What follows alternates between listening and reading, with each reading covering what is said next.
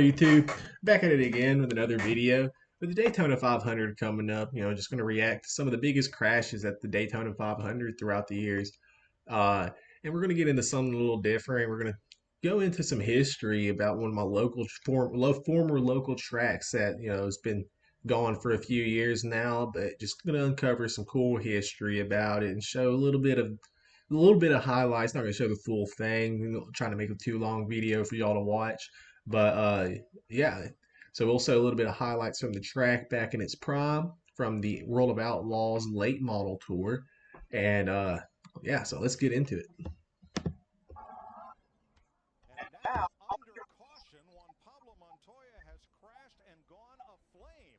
Holy Pablo, he was smokes. a former Formula One driver. He also, came Right second to the place rim, in but IndyCar, no tied one in to warn him. points. He So, just slammed into crazy the camera. driver. See the safety trucks up top? Appreciate NR62 for producing this video. I mean, it just exploded. When it hit it, it just exploded. And he was traveling at a high rate of speed, trying to catch back Trying to up with catch the up the field. back of the field. Trouble, bad trouble. Just flipping like crazy, dude. Terrible crash. Richard Petty's car has turned over 7 or 8 times coming off turn 4 and was just struck by another car. It's one of the most violent accidents we've ever seen at the Daytona International Speedway here as leader Darrell Waltrip squeezes through. Richard Petty was running in a pack of cars, and the back end starts to go around, and looks like he might have been tagged by the car number 73 of Phil Barkdahl, and you can see Petty's car just cramming and turning over up against the wall, and other cars coming in. There's Barkdahl hitting him as he came by. It's definitely a headache. Fearfall car hitting one of the tires that came off. Petty goes back up. Keselowski with him. McDowell in tow. Dillon on the It's bottom. just crazy how far these cars have came. Around the Good road, lord. a hard crash. Kyle Busch. Larson, Vividly remember Caution, this one, years out. honestly. Bubba Wallace is in this. Austin Cindric, Michael McDowell won this year. by Kyle. Has won the Daytona 500. How about that? Yeah. Man, That's a huge win for Michael McDowell and that team. Doesn't get any bigger than this. And a huge crash for oh no, Benedetto! DiBenedetto. And everybody. Good. Oh no. Are you kidding me? This is big. Wow. But it.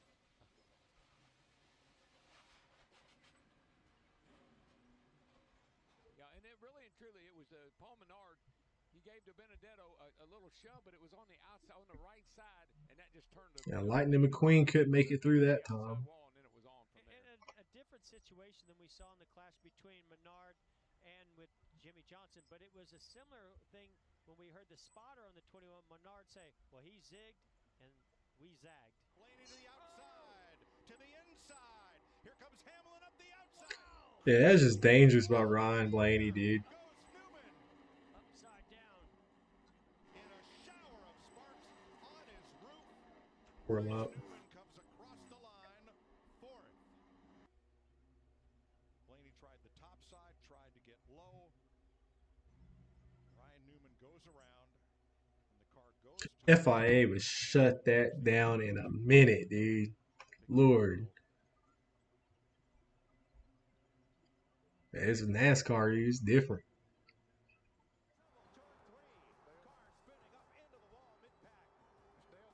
That's one thing, like, F1 fans just can't comprehend, like, how this works. There's, 40 cars on a track going 200 miles an hour side by side. And, you'll never see that in F1, dude. Like, there's more lead changes in race than there is a whole F1 season. I'm not really hating on F1. It's just, how it is. Oh no! Big crash on the back straightaway takes out William Byron, Kyle Busch, and Harrison Burton. Pretty aggressive, pushing, obviously on a rookie. Yeah, I do enjoy me some F1 though. Again, come off of that corner, got light, and that thing was long for the ride, but very aggressive pushing.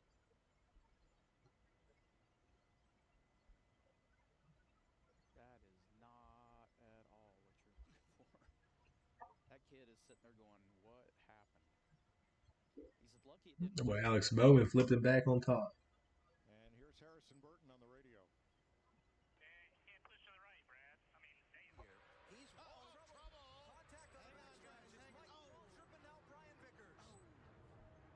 Yeah. Boy, Brian Vickers, his wife was in the Epstein files.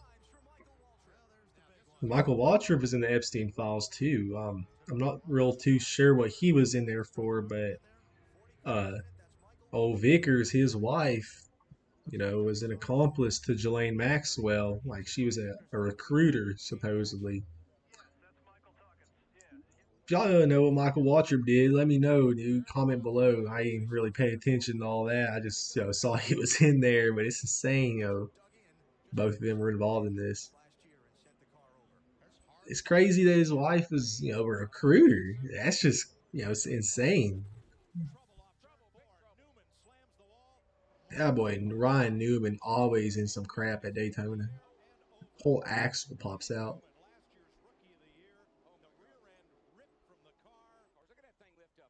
And just imagine being that guy driving by, seeing that. Why do I do this?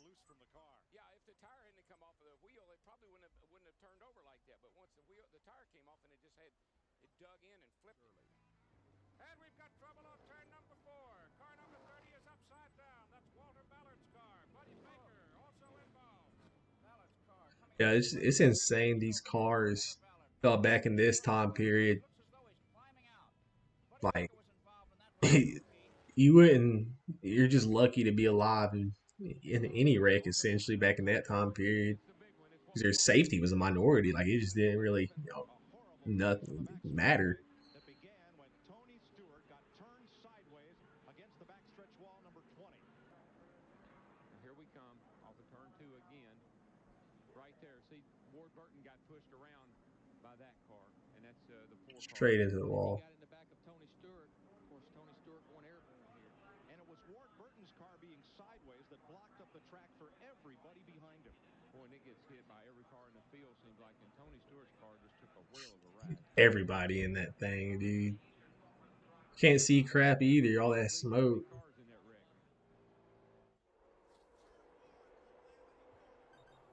Harvick slides A up little into break the dancing. Cars upside down, cars everywhere. And turn 4 is Calamity Corner once again. The field is frozen. Jeff Gordon came across with Stewart and Johnson side by side. Initial contact, the 10 and the 16, right there. Looked like Biffle in the 16 actually came down in the Scott Riggs zone. P. Greg. And Darryl, when you're flipping like that, it probably seems like eternity, don't it? Oh, listen, I can't tell you what it does to you. You just pray that when you stop that you can remember what happened. I think Scott Wimmer will remember this one for a long time. Up into third place. A while ago we saw Jarrett and Earnhardt were capable of pull away a little bit. They're trying to break again.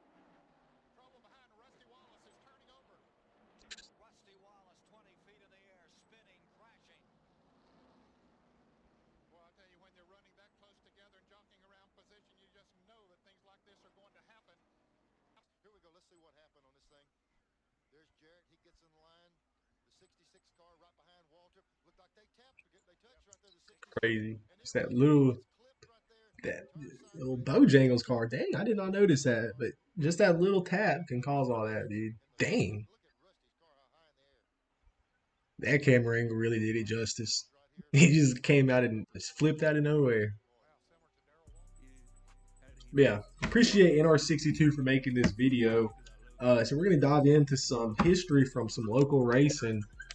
So Confederate 300. This is at Boyd Speedway, my hometown, back in the 60s. They ran 2 races here, but average speed 70 miles an hour, time of race an hour 25 minutes, pole speed 15.95 seconds. You can definitely tell how far these long cars came away because it was only a 0.3 mile track essentially. But yeah, it's crazy that it took them 15 seconds to go around that time. And just looking at some of these drivers, like David Pearson, Richard Petty, Buck Baker, Uh, Wendell Scott, Buddy Baker. It's crazy, dude. It's like the Dodge Pull era. The Plymouth was racing back here. All these legends and just great cars. Mercury, the Chevrolet Impala and Bel Air, Dodge Dart, the Ford Galaxy, dude. Like, the Chrysler 300. Like, this is just some crazy time periods of racing, especially back in these early days, the first 30 so years of NASCAR. There's no rules essentially. These guys just went out there and did it. And 70 miles per hour back then is just what we think of 200 miles per hour today. And it's crazy, $1,000 that dub for a little in season race back in the 60s, $100, for having a bad cool, not finishing. But it's crazy. And we're gonna go take a look at some of these little highlights. Can't find nothing from this race back in the day. I actually emailed the NASCAR Hall of Fame to see if I could get some of the highlights of this race if they've had it. I hope they eventually get back to me because it would just be cool to see what NASCAR was like back then, especially at a local track on a dirt track. Yeah, I wish that'd be something I could see. But yeah, we're just gonna look a little bit of this. This is the late model super, like the top late model series, the NASCAR late model dirt racing. Um, so yeah, we're gonna get into this, look at it. I'm not gonna watch the full video. We're gonna take a gander at the start and watch the last few laps of it. 50 laps. Sad to see this place go. Green flag in the air, state line showdown. It's Bronson, a great place. side by side as they enter turn number 2 for the first time. McDowell down low. Not much room for Dennis Erb Jr. Had to get right in the tire tracks of the 40B that allowed 17 McDowell, that's not Michael McDowell, but he's actually a local racer. He raced at this track. along with Chris Madden, the top 5. Not wasting any time tonight. Would like to go back to victory But lane. he knows this track pretty well. 50 laps, 10 more than last time, but McDowell's not wasting it. He's going right after it. Dale McDowell across the line. Still can't lead. He trailed by 15 one-thousandths of a second. Got the nose advantage on Bronson. Now he's got half a car. Bronson will answer back to the outside. Dale McDowell. These Cropper racing is insane. Yeah, we'll get down to it. Up high slips. Out of 4 they come. You reap what you sow. The reaper is just one here at Boyd Speedway. Too far. Oh, let's get it. Let's get back. We saw who won already, but damn. 2 laps to go. This is, it's great. Gets too high right there. Yeah, dirt track racing is so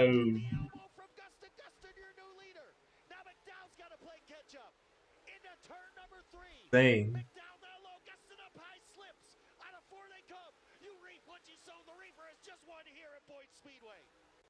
He is ready to climb out.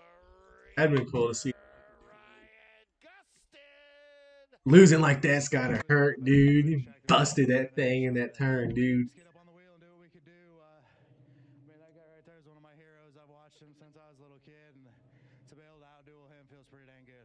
After the run you guys had last night, and of course the misfortune, what kind of is this redemption for you and somewhat to be able to finish a race in? Yeah, it's pretty cool. I appreciate World of Outlaws for producing this video and having some history left of the Boyd Speedway. It's a great track. I don't know what's going on over there. It was purchased by a construction company. Nothing that I'm aware of is really going on with it. Uh,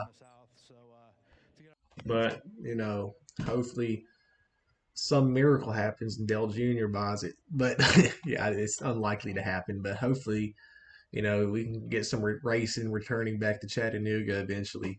And I appreciate y'all sticking around.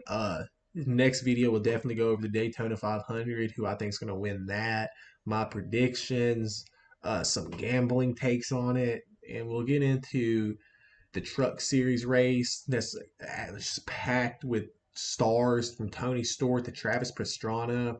and we'll get into the O'Reilly's Auto Parts Series race, talk about that and what I think is going to happen there. So, yeah, appreciate y'all staying around for this little longer video than usual, and we'll see you next time.